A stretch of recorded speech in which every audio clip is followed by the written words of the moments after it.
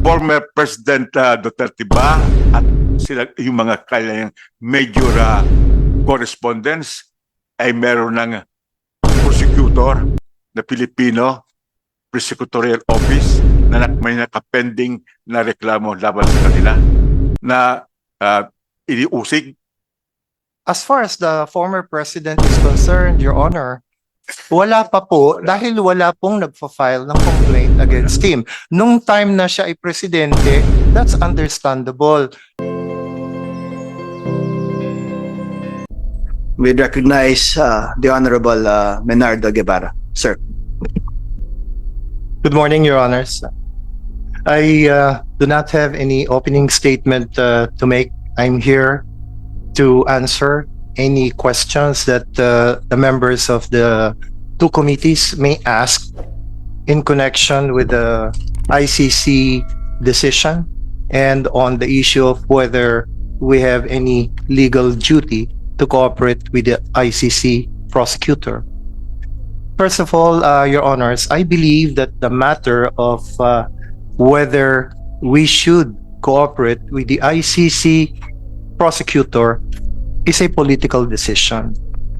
And in that respect, the head of the Republic, the head of state, the President himself, has repeatedly declared that the Republic cannot extend its cooperation to the ICC in any form or manner whatsoever because national institutions are functioning which can actually do the investigation and prosecution here, and that any intervention by a foreign entity such as the ICC would be an encroachment on our sovereignty. So that is the political aspect with respect to this matter. But as Solicitor General and Counsel for the Republic, I am here to explain the legal basis on why there is no legal duty on the part of the Philippines to cooperate with the ICC. I will do so on the basis of a major distinction between the existence of jurisdiction and the exercise of that jurisdiction. Jurisdiction over the subject matter, Your Honors, is covered by Article 5 of the Rome Statute. That is jurisdiction over the subject matter, namely over crimes of genocide, crimes of aggression, crimes against humanity, and so forth and so on. Jurisdiction over the subject matter. And there is no doubt, as the Supreme Court pointed out, that the ICC has jurisdiction over offenses or crimes that happened during the time when the Philippines was still a member of the ICC. No question about that. However, the exercise of that jurisdiction is covered by a different section of the Rome Statute. Exercise of jurisdiction is covered by rules Articles 12 and 13 of the Rome Statute. And there are preconditions to the exercise of jurisdiction by the ICC. Most important of these preconditions for the exercise of jurisdiction is that the Philippines should still be a member of the ICC at the time that the exercise of that jurisdiction is triggered. All right, so when was the exercise of that jurisdiction triggered? It was triggered when the ICC prosecutor requested the ICC chamber, the pretrial chamber, to initiate or to commence an investigation. When did that happen? That request to commence an investigation, which should have triggered the exercise of the ICC's jurisdiction, happened in May of 2021. And the pretrial chamber granted that authorization to commence the investigation in September of 2021.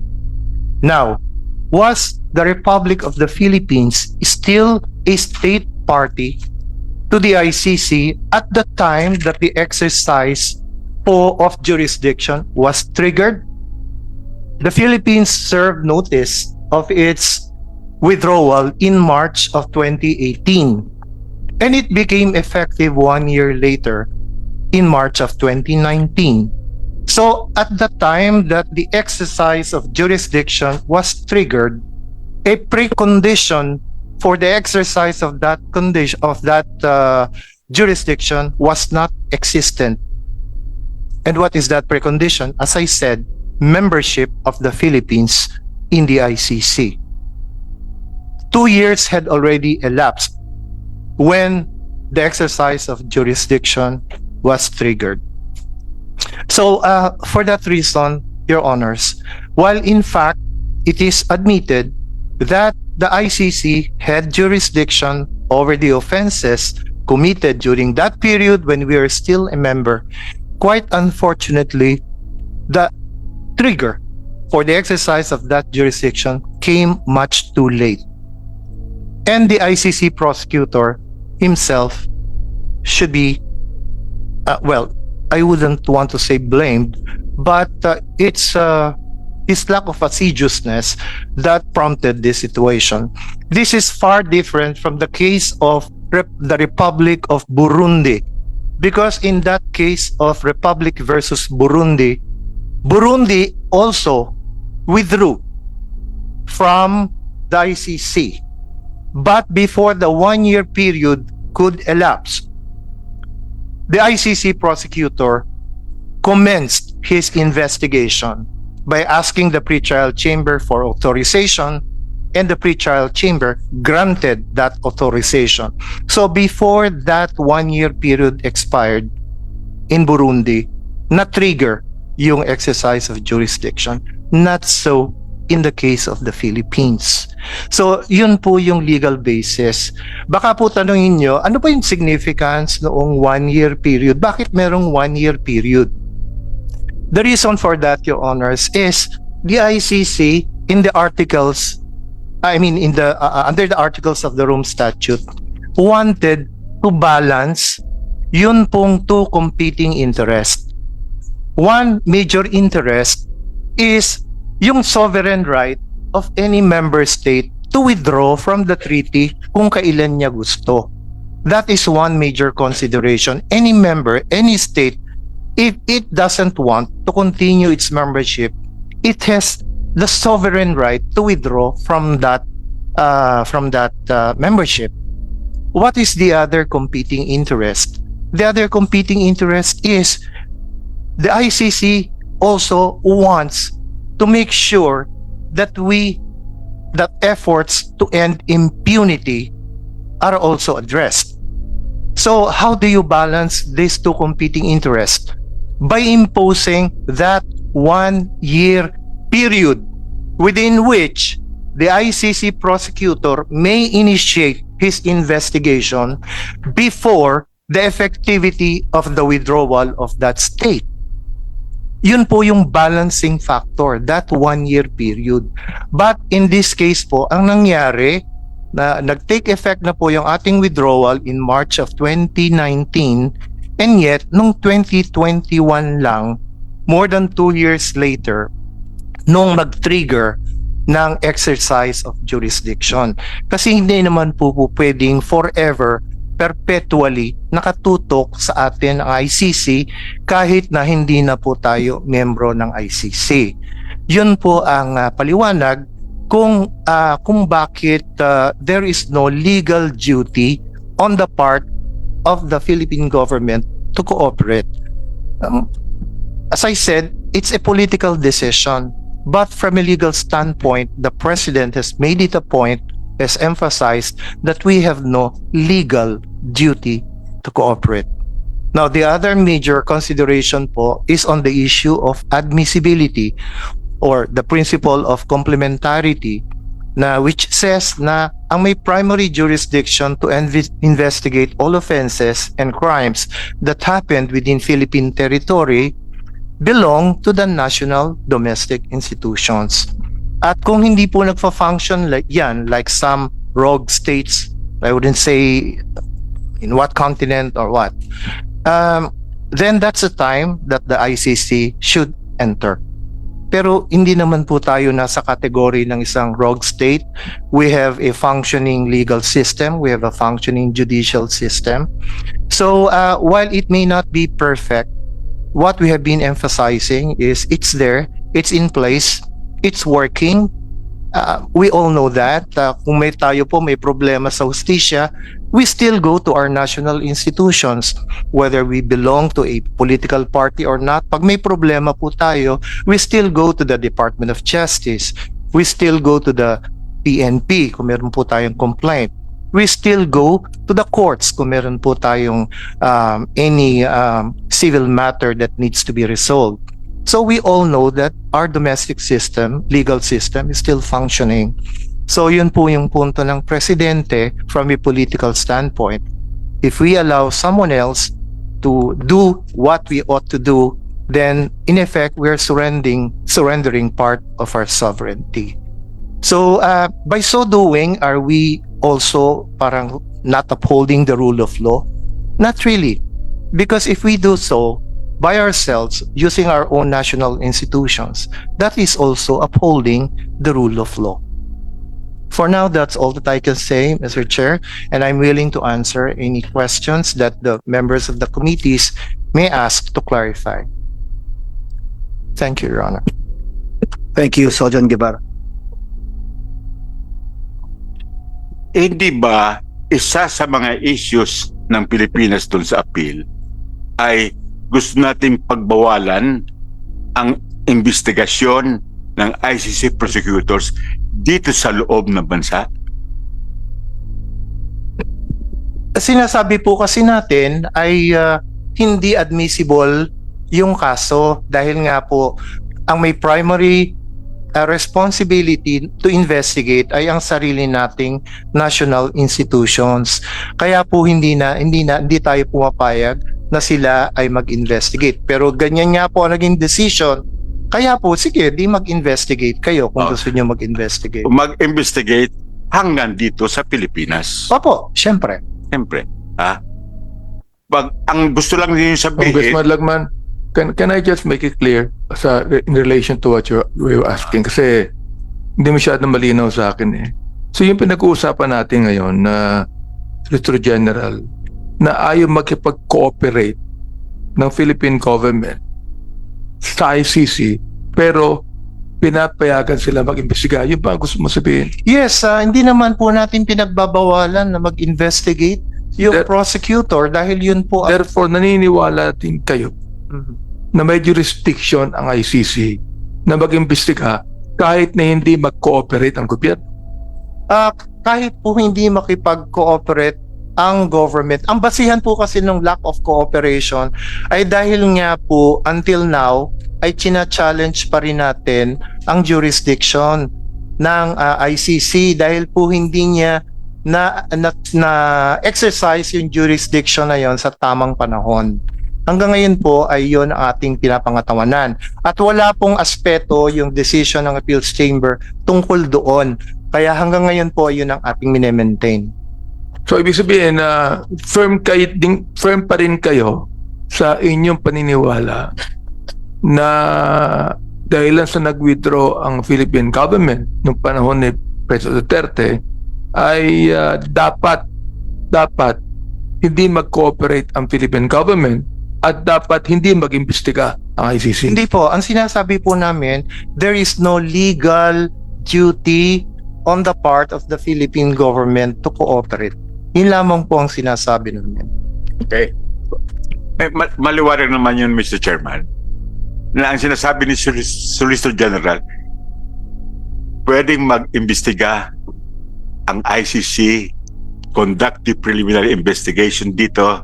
Makalagay ko, dito naman ang mga ebidensya, dito yung mga testigo, pero ang gobyerno ay hindi magko-cooperate sapagkat wala silang legal duty. Kahit na admitted naman na doon sa Article 127, may legal duty ang Pilipinas to cooperate in the investigation. Ngayon, Ang sabi ng Solicitor General, Mr. Chairman, ay meron pang question sa admissibility or yung complementarity. Jurisdiction and admissibility po. Okay. Yung sa complementarity, wala nang problema ba yun? Hindi po, until now, we maintain our position kasi na ang may primary responsibility ay ang ating mga national institutions. Okay. Pero doon sa complementarity, hindi naman tinutukoy yung the whole gamut of the judicial system in the Philippines, that it is working or it is not working. Ang tinutukoy lamang ay tungkol doon sa kaso before the ICC, kung yung bang respondents ay being prosecuted or being tried in Philippine courts. That should be the context of complementarity. Si former President Duterte ba at sila, yung mga kanyang major correspondents ay meron ng prosecutor na Pilipino, prosecutorial office na may nakapending na reklamo laban sa kanila na iniusig. As far as the former president is concerned, Your Honor, wala pa po dahil wala pong nagpa-file ng complaint against him. Nung time na siya ay presidente, that's understandable dahil siya po ay may immunity from suit. Pero ngayon po na hindi na siya presidente, wala namang nagpa-file ng complaint sa kanya. Yung gobyerno ba mismo, yung prosecutor mismo ay hindi pwedeng mag-file on their own sapagkat merong krimen na naganap sa Pilipinas under our laws and our international law?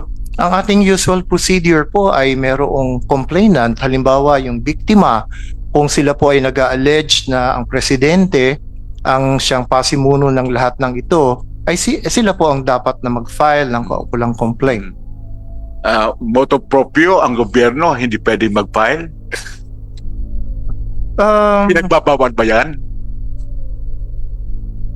Kasi po hindi po yun ang ating normal na proseso na mag-iimbestiga, magko-conduct ng preliminary investigation ang ating prosecutor nang wala namang nakahain na reklamo sa kanyang opisina. Ano po ang kanyang iimbestigahan kung wala naman pong nakahain na reklamo? Okay. Yung bang ibang mga respondents maliban sa former president wala rin kaso sa prosecution sa prosecutor's office? Depende po sino po bang mga tao ang si Senator Bato ba meron? Wala po. Wala Wala naman pong nag-file ng any complaint against him. Okay. Meron ba naman na nakapending na kaso sa husgado sa Pilipinas laban kay former President Duterte at mga kanyang correspondents hinggil doon sa crimes against humanity tungkol sa deadly war on drugs? Let me just clarify this, Your Honor, kasi yung iniimbestigahan po ng ICC ay ang Philippine situation in general. Wala naman pong any specific persons na tinutukoy ang ICC prosecutor sa panahon na ngayon. Ano po? Kaya nga po siya magko-conduct ng investigation with the end in view of specifically identifying certain individuals at a later time. Pero wala pa po tayo doon eh. Wala naman hong ina-identify ang ICC prosecutor na specific persons na siyang papaharapin sa ICC trial chamber kung kinakailangan. Sa ngayon po, wala pa po tayo doon sa stage na yun. It's the Philippine situation being looked into by the prosecutor. Kaya po, hindi po parang wala pong parallelism na tanungin kung meron na po bang domestic complaint against Senator Bato or meron na po bang local case against the President. Kasi even the ICC po, wala naman po silang ina-identify pa na certain persons na kanilang lilitisin sa trial chamber. Doon ba sa mga complaints, gusto mo sabihin ng complaints, hindi kaso, complaints na pinail sa ICC, meron bang mga tinutukoy na respondents? Actually, hindi po namin nakita at all yung mga complaints na yon na inihain sa ICC prosecutor. We were just informed na merong investigation or examination na gagawin ang ICC prosecutor, but we never saw yung complaints na yon. Nalaman na lamang po namin sa mga media reports na ang subject matter noong mga complaints na yon ay mga certain individuals like the former president, I think certain PNP officials, Senator Bato de la Rosa. Yun po ay nag-gather na lamang namin from media reports. Pero hindi po yun as in binigyan ng kopya ng reklamo ang Philippine government para po makapag-comment naman kahit papano ang Philippine government. Hindi po nabigyan ng ganong klaseng opportunity ang Philippine government nung time na nag-gather po ng facts or ng evidence yung prosecutor. Ang gusto mong sabihin, Solicitor General, at the initiative of the Philippine government or its officials, hindi kayo kumuha o humingi ng mga complaints sa inyo para malaman ninyo kung ano talaga linalaman ng mga complaints? We did. As a matter of fact, we requested copies of these complaints. And you were also given copies of the complaints? No, we were not given copies of these complaints. Until now, Your Honor, I have not seen a copy of any of these complaints.